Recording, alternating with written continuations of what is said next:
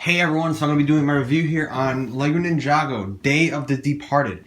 And I'm doing this review based on one viewing of it. Sometimes I do reviews right after or soon after I've seen only once or something like that, like some of the episodes and stuff. So I don't know the details perfectly yet. Maybe I'd have to watch it a few more times. But I wasn't the clearest either when I watched it. But it is next weekend though, next Saturday. So we've only got 1 week to wait anyways. But this is my review on it now. It did air in Canada yesterday, like last night or something like that. So but this is my review. So it kind of started out with the ninja riding to the museum. It's a sneak peek we had seen. And they were like somehow, I don't know why, I don't remember why, but they were trying to get back to the museum or get to the museum before like the eclipse thing started or something like that. And once they got in, it basically did all those clips that we had seen. The clips we had seen, that were revealed a few days ago and stuff. All those clips kind of added up the whole scene of the ninja in the museum, being introduced to the Hall of Villainy and stuff, and Cole and Close the Circle, Sensei Yang, and Cole like departing and stuff. The ninja didn't even realize he was gone and stuff. And then it went to the ninja. They were out, separated, remembering their fallen, remembering the ones who have passed. Like Zane's father, Kanye's parents, Garmadon, all those people. And so once they're all out there, Cole, he's starting to realize that, he's out there like riding on his vehicle, or like the rock rotor, I think, yeah. And then he decides to go to Sensei Yang's temple, confront Yang with the Yin Blade. And when he gets there, though, he is like, he's surrounded by Yang students and stuff. It was a whole trap and stuff. Cole tries to attack Yang, but instead Cole tries to, attack Yang with the Yin Blade, and it just opens up like the rift, or it opens a rift or something like that. And once that happens, though, it opens like this departed realm thing or something like that, and it releases spirits, that are in this different realm. So the spirits, they go down and they go into the statues, and those are the villains that are coming back. And then they all kind of introduce each other and stuff. They meet each other, and then they go to in the museum. They go to the picture of Yang that Cole was at, and then Yang begins to talk to them through the picture again and all that stuff. And Pythor, this is where he came into play. When he was there, he was just literally at the museum, and he entered the Hall of Villainy, and it was empty. And he saw his statue, though. So it's pretty interesting. He took the staff down, but then he overheard all the villains and stuff, and Yang saying something about revenge, and he got a little curious. And he went over to the villains, and he kind of just joined in. And then he went after Lloyd, and Misako was with him as well then, because they were in the Corridor of Elders, where they're remembering Garmadon.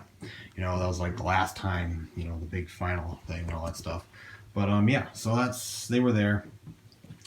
So, Cole is now he's trapped in the temple and all that stuff. And Yang, he explains to Cole how he became a ghost. Now, Yang didn't exactly die, just die or something like that. He actually became a ghost, and all of his students became ghosts by mistake. And Yang had discovered this Yin Blade, and years ago he had discovered this Yin Blade, and he discovered that it could give immortality, and he started to give immortality on plants or whatever was around the temple and stuff. But then he tried to do the ultimate test. He tried to use it on himself, and it ended up making him a ghost. So, and then the whole temple and the area was cursed. I don't know if you'd say cursed, but it went wrong, and they were all turned into ghosts. All of his students and everything were turned into ghosts around the temple. So now it's like a haunted temple, and that's just kind of where Yang ended up. So with this rift that's opening, Yang hopes to become human again, along with his students.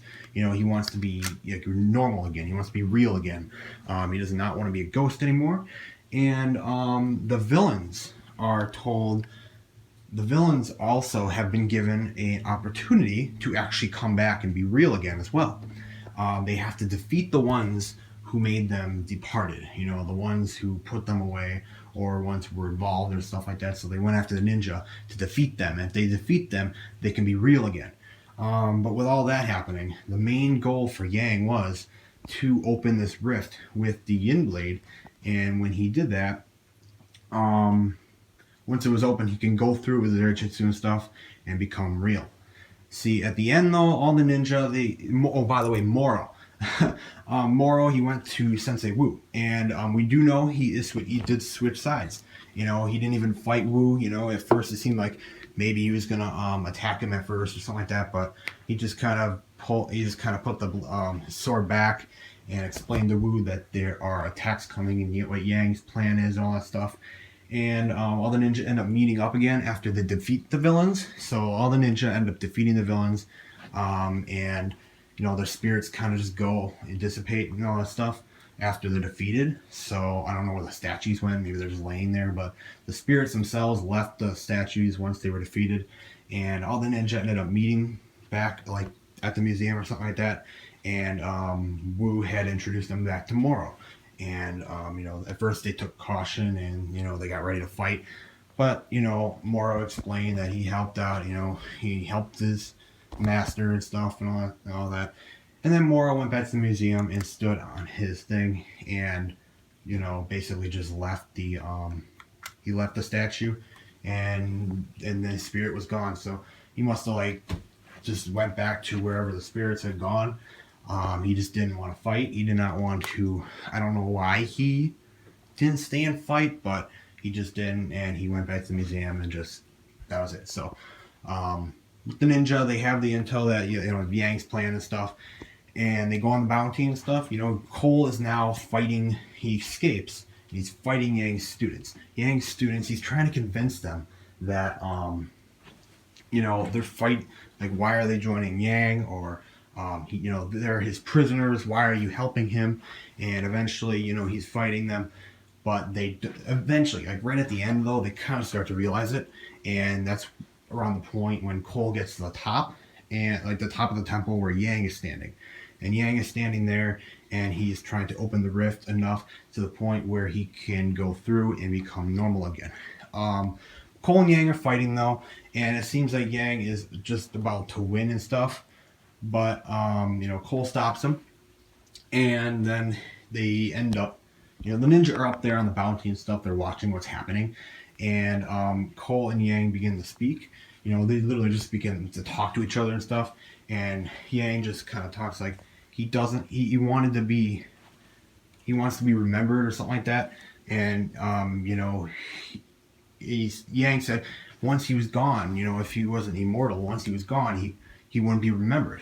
But Cole, you know, said, you invented Airjitsu and all that stuff. And then Yang kind of switched sides. He was never really bad in a way, but he just wanted to be real again. He made a mistake.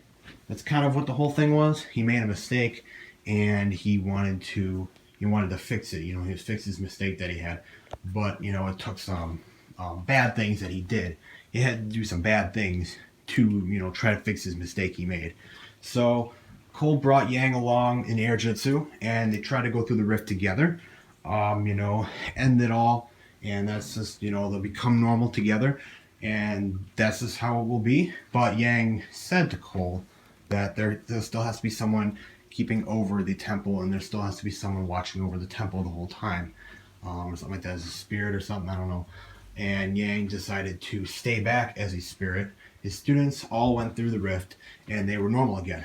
But Yang, he decided to go back to the temple as a spirit, so he is still there, and Cole goes through the rift. And that's just kind of how that part ends or something like that. Yeah, no, I'm just kind of pulling what I saw at that time. I did see this only once. And once that happens, though, the ninja, they come down on the bounty. They're like on the floating island. It's kind of what I'm going to call it. The floating island with Yang's temple. And Once they're there, they're wondering where Cole is. Is he gone? Did he, did he not make it? Because they don't really know what happened. He just went through the rift, and that's like the last time they saw him at that point. So they're wondering where he is, and then he jumps from behind or something like that. He comes out of like behind the temple or something like that, and he's normal. He's a human again, and he does have the scar thingy. It's like a scar, it's that green scar on his face that we seen from the sets and stuff on the figure, the new minifigure.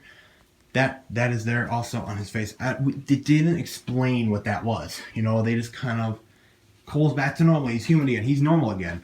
But they didn't explain the mark on his face. Maybe they'll explain that later on. But right now, Cole's human again at the end. And it's Day of the Departed. And Cole has the idea that, the temple also, it like went back to normal. So it wasn't like this haunted temple anymore. It just went back to its normal temple look, like the area around it and stuff. It became like a normal, beautiful scenery and stuff. So Cole has this idea, this temple would be a very cool place as a headquarters and stuff, and it was revealed a little bit ago that the ninja were going to actually get a new area and somewhere we've seen before. Yang's Temple. Yang's Temple seems to be the place where the ninja are going to have a new headquarters in a way. And they've had the bounty, but somewhere like a place, kind of like they had the monastery at the beginning, like a place. And at the end, it's just like it's the gang gathering, with Jane's parents, I think, and all that stuff, everyone's just gathering like around a fire or something. I don't have to watch it again. I'm just kind of pulling details. I watched it once real quick, and the quality wasn't the best, but they're just telling stories and stuff at the end. And then they let their lanterns go up into the sky, and that's just kind of how it ended. Day of the Departed. I know, guys, that was very, very... I always go over the specials and episodes whenever I do my reviews, but that was kind of an overview of what happened. I know I probably said a lot. I hear that people say that in my comments. I say a lot. I'm trying to figure out like what is happening and trying to pull like I'm trying to bring it back up out of my memory from seeing it once. So yeah. All in all, though, Day of the Departed was a very cool special, and I'll probably be able to understand more stuff once I see it nice and clear and understand it more, once it airs this weekend on Cartoon Network in the United States. So it'll be out more then, so we'll be able to see it nice and clear. If you're waiting right now, you don't have to wait long. It's only till Saturday. You have to wait.